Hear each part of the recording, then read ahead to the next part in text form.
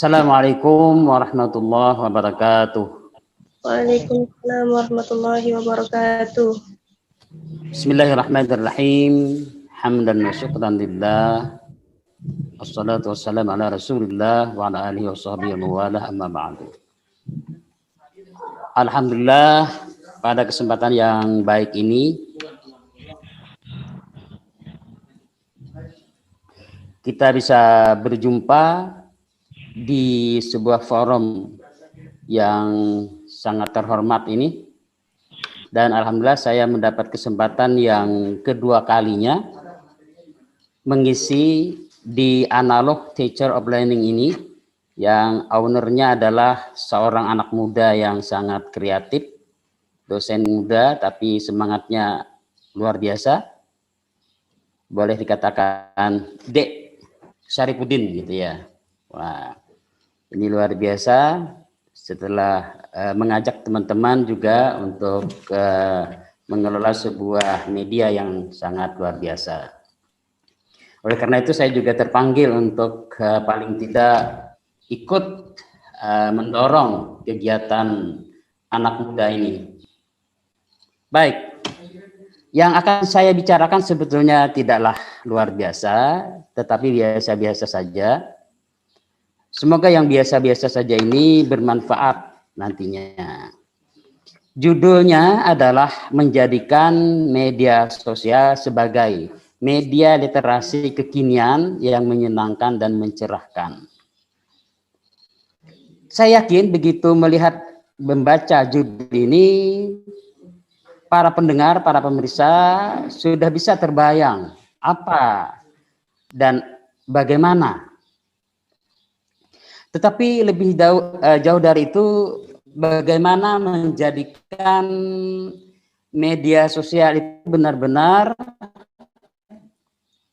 menyenangkan dan mencerahkan, itu yang paling penting bagi saya. Langsung saja saya akan coba secara singkat. Yang pertama, ya, slide berikutnya. Yang perlu kita bicarakan adalah tujuan. Nah, tujuan kita bermedia sosial itu apa gitu ya. Langkah-langkah dalam hal ini. Apa saja langkah-langkah yang perlu dilakukan supaya menjadikan media sosial sebagai media yang menyenangkan dan mencerahkan. Jangan-jangan media sosial hanya untuk main-main gitu ya. Hanya untuk hiburan tanpa ada pencerahan, itu kurang bagus. Apalagi kalau dibikin untuk main-main, mengerjai orang, bikin hoax, nah itu sudah nggak benar itu. Nah, langkah-langkah yang dilakukan pertama adalah tujuan, ya, ke atas, ya. Tujuan ini perlu, ya. Yang kedua adalah hunting bahan, nah, mencari bahan. Yang ketiga, menulisnya. Yang keempat, publikasi. Dan yang kelima, umpan balik. Kita memasuki tujuan. Tujuan yang utama sebagai kita yang Muslim barangkali, bahwa semua innamal a'malu binniyat. Sesuatu itu tergantung pada niatnya. Kita niatkan untuk ibadah, jadilah ibadah. Kita tujuannya untuk silaturahmi. Kita yang tadinya tidak kenal jadi kenal. Nah, ini sudah sangat luar biasa. Di sini juga saya jadi kenal dengan Bapak Fauji dari Upaya ya. Jadi Banjarbaru barangkali. Yang dari Bandung tadi jadi kenal. Nah, mudah-mudahan nanti bisa kita tindak lanjuti dalam komunikasi yang lebih nyata untuk kebaikan kita semua. Amin. Tujuan kedua tentunya menambah ilmu. Ya, kita bermedia sosial, gitu kan lah. Haruslah dalam artian menambah ilmu pengetahuan. Kalau baru berikutnya berbagi ilmu dan pengalaman. Barangkali ini adalah kalau kita sendiri. Kemarin saya ikut dakwah di Pegunungan Meratus di Desa Buntu Kindingan, Hantakan. Itu saya posting di Facebook saya, Hasbi Salim. Nah, nanti kalau buka di Facebook saya, ya kalau YouTube Hasbi Channel, itu YouTube dakwah. Kemarin saya posting kegiatan-kegiatan yang ada di Hantakan itu, di desa Mu'alab di atas sana, di Barabai. Ternyata banyak sekali mendapat tanggapan dari teman-teman. Nah, ini artinya berbagi ilmu dan berbagi pengalaman. Yang terakhir tadi saya judul dalam tulisan saya adalah dakwah melalui toilet, kenapa tidak? Nah, begitu. Aneh ya, dakwah melalui toilet. Biar ya saya cerita dikit. Begini, di desa Buntu itu sekitar 50 km dari Barabai, naik ke gunung, ya, Pegunungan Meratus. Itu ada sebuah masjid kecil yang ada toiletnya 2 buah. Toilet ini digunakan oleh hampir 10 kepala keluarga yang ada di sekitar masjid. Sehingga kadang-kadang antri gitu ya. Nah, akhirnya saya punya ide dengan teman-teman yang dakwah di sana. Bagaimana seandainya ini kita bikin toilet yang bagus dan tempat MCK lah. Ya, mandi, cuci, dan kakus ya. Mencuci kakus ya, mandi, cuci kakus ya, MCK. Ini kita fasilitasi dengan baik sehingga orang biar aja Pak gunakan fasilitas itu sebanyak-banyaknya.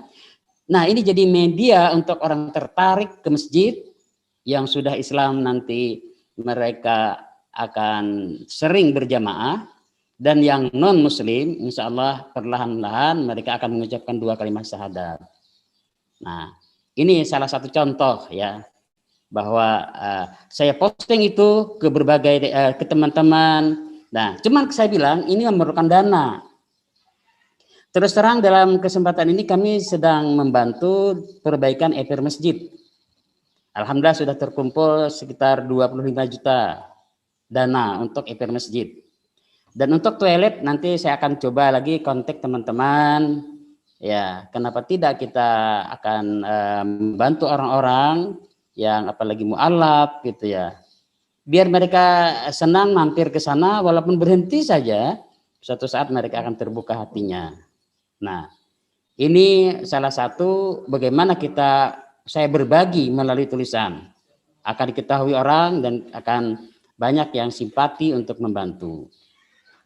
Yang keempat, menghibur. Ya, menghibur sudah jelas. Kita malah sedih kalau media sosial hanya untuk hiburan. Bahkan mengerjai teman dianggap hiburan, bully dianggap hiburan, ya janganlah. Kita menghibur dalam bikin kata-kata lucu atau apa itu, ya akhirnya teman jadi tertawa, imunitas tubuh kian meningkat. Nah, ini bagus, ya sangat luar biasa. Berikutnya ke bagian hunting bahan, ya di slide berikutnya. Hunting bahan ini maksudnya kita tentunya harus cari bahan agar apa yang kita tulis itu berbobot. Saya kurang sependapat kalau kita hanya memposting sesuatu yang copy paste gitu ya. Bolehlah, tapi kita perlu juga memberikan komentar, mencari sumber lain. Nah, oleh karena itu bahan yang baik tentunya kita harus banyak membaca, itu sudah pasti. Dan saya biasanya kalau baca buku baru yang begitu bagus, saya cepat posting kepada teman-teman, bagi kepada teman. Ini ada buku baru nih, judulnya ini. Anda bisa temukan ini. Nah, akhirnya ada teman-teman, tolong belikan, saya akan ganti itu. Oke. Ikut pengajian. Nah, ikut pengajian ini alhamdulillah setiap malam saya dan minggu pagi ikut pengajian dengan mu'alim-alim. Dan pengajian ini dimanapun. Kalau saya ke Banjarmasin, ini besok, ini sekarang lagi, sebentar lagi saya akan ke Banjarmasin. Ada di sana pengajian saya ikuti. Saya bawa buku catatan, saya catat. Nah, catat. Nanti poin-poin apa yang diperoleh, besok-besoknya akan saya posting.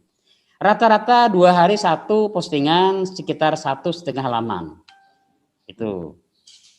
Berikutnya, yang ketiga, traveling. Nah, ketika di Bali kemarin, waktu Ubud Reader and Writer Festival, alhamdulillah kemarin pernah diundang di sana. Saya mengikuti season tentang traveling, traveling writing. Bagaimana orang menjadi penulis melalui bepergian. Katanya dari Jepang itu, orang-orang penulis itu dia rela mengorbankan uangnya sekian, dia akan pergi suatu tempat dan pulangnya menjadi sebuah naskah berikutnya diterbitkan. Nah, sudah segitunya orang. Kita barangkali hanya penikmat ya, begitu ke objek wisata nikmat rame-rame udah pulang selesai. Nah, padahal bagi kita anggaplah penulis harusnya sudah ke arah sana. Tulis lalu dibikin sebuah buku. Seperti yang kemarin buku saya yang juga cukup bestseller, Orang Banjar Naik Haji, sudah lebih 5.000 eksemplar itu sudah sampai ke Mekah dan ke Yaman dan sebagainya sudah tersebar. Orang Banjar Naik Haji beberapa kali diterbitkan ulang. Itu adalah perjalanan haji saya maupun orang lain yang mencerahkan, kadang-kadang yang lucu. Nah, ini termasuk travel writing sebetulnya. Berikutnya komunikasi langsung. Ya, jelas kita kalau mau mendapatkan informasi yang akurat perlu bertanya. Seperti tadi, saya ke desa terpencil gitu ya. Saya perlu temui kepala desanya. Ini fasilitas apa saja yang ada di sini? Bagaimana keadaan masyarakat? Sedikit tentang MCK tadi ya. Terus terang selama ini masyarakat MCK-nya di pegunungan itu ya, mohon maaf ini. Orang tradisional, kadang-kadang hanya dengan bertengger di atas batu, di semak-semak, di atas kayu yang disusun begini. Nah, disitulah mereka maaf BAB dulunya. Nah, perlahan-lahan mereka sudah mulai melirik yang namanya toilet. Nah, kebetulan di situ di masjid ada toilet yang bagus. Nah, jadilah mereka ramai-ramai ke sana. Kepingin mereka membangun sendiri, membuat sendiri toilet, tapi biayanya cukup tinggi kan. Kita tahu sendiri orang-orang di pegunungan cuman hasilnya menyadap karet, nanam sayuran pun tidak begitu banyak karena tradisional, tidak pakai pupuk dan sebagainya. Nah, komunikasi melalui media saya ya apakah itu WA, apakah itu Facebook, ya terserah yang lainnya. Yang jelas ini sebuah media untuk memperkaya kita. Terus terang saya kalau mau nulis sesuatu, saya akan pelajari itu melalui di Google. Ini apa ini? Katakanlah seperti ini, contohnya yang nyata saja. Hari Literasi Internasional. Apa itu? Kapan terjadi? Ya, saya buka set. Oh, begitu. Akhirnya saya tertarik untuk bergabung dalam kegiatan hari ini. Nah,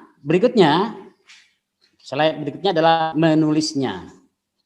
Menulis ini ada tulisan pendek, ada tulisan panjang. Pendek misalnya satu kata atau hanya satu kalimat, hanya sebait pantun. Nah, itu mungkin seperti itu, pendek sekali. Nah, tapi rata-rata saya tulis panjang, minimal 1,5 halaman. Caranya ketik dulu di Word, di laptop, set, nanti copy, kirim ke Facebook. Ya, begitu caranya. Bukan mengetik di HP. Kalau HP mungkin terbatas, akan kita capek, tidak bisa panjang-panjang. Kita pakai Word di laptop, ketik ini. Nah, akhirnya kita bisa memperpanjang tulisan. Oh, khawatir orang tidak baca, terserah, nggak apa-apa. Tidak apa-apa orang tidak baca punya kita. Yang penting kita sudah tuangkan. saya sangat tersentuh kata-kata seorang motivator ya. Motivator yang berapi-api sekali.